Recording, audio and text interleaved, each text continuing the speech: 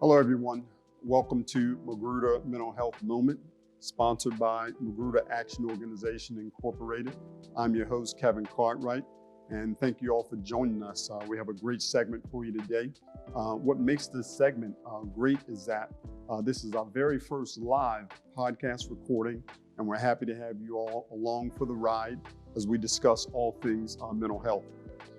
For those of you that are not familiar with Magruder Action Organization, we are a local 501c3 organization that provides low-income supportive housing, primary care, and rehabilitative counseling to individuals with severe mental health disorders. As we begin today, I want to introduce a dear friend and a colleague who's a staunch supporter of mental health issues. He's a seasoned mental health and substance use practitioner and has been caring for and treating clients within the mental health industry for more than 3 decades. So I want to introduce my friend, Maxie Franklin III. Wow, you actually put the third on there. And I never realized that it has actually been almost 3 decades.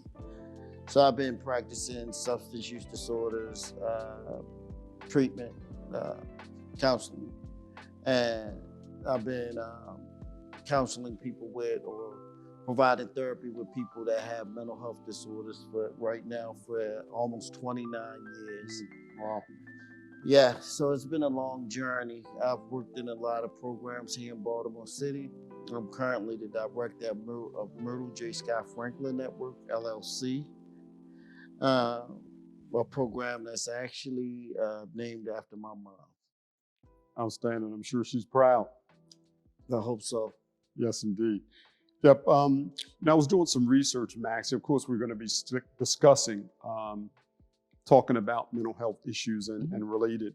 And I was doing some research, and I learned that 1 in 5 adults in the United States suffer from a mental health disorder, which is roughly around 52.9 million people. So I was thinking to myself, that's a pretty big number.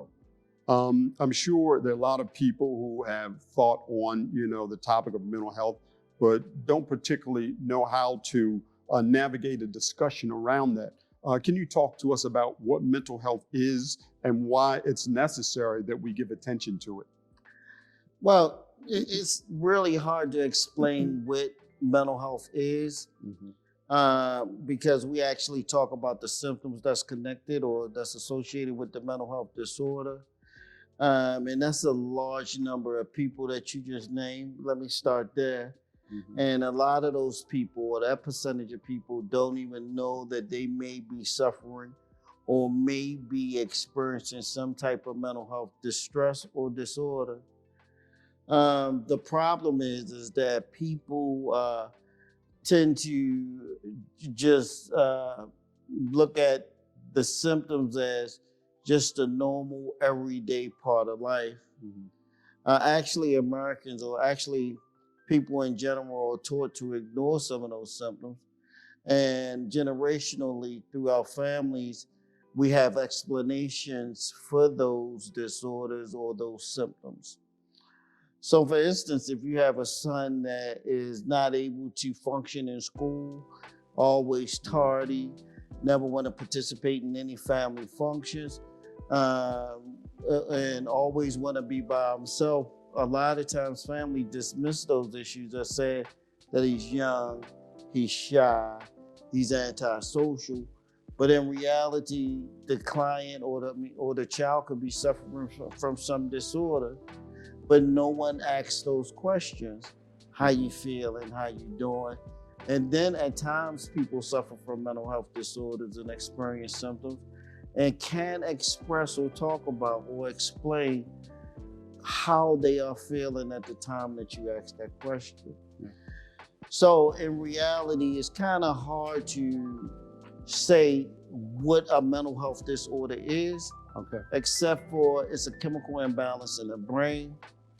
It is treatable, and many people suffer from them. You can get treated with it, and we can use supplemental medication along with therapy to help with the treatment. How therapeutic would you say that mental health counseling is for individuals that have mental health disorders?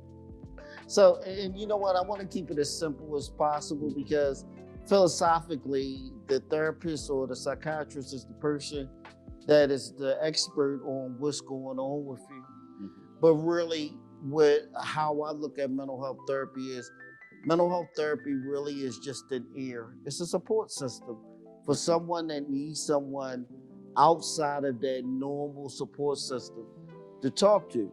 Okay. And excuse me. And at times, the people that's around these people that have these disorder or that are displaying some symptoms, at times these people are not ready to understand, are not ready to accept, or may not even just believe that it's something mentally going on with the person that comes see the therapist. Okay. You know, I was doing some research and I learned that the month of May is recognized as Mental Health Month. Yeah.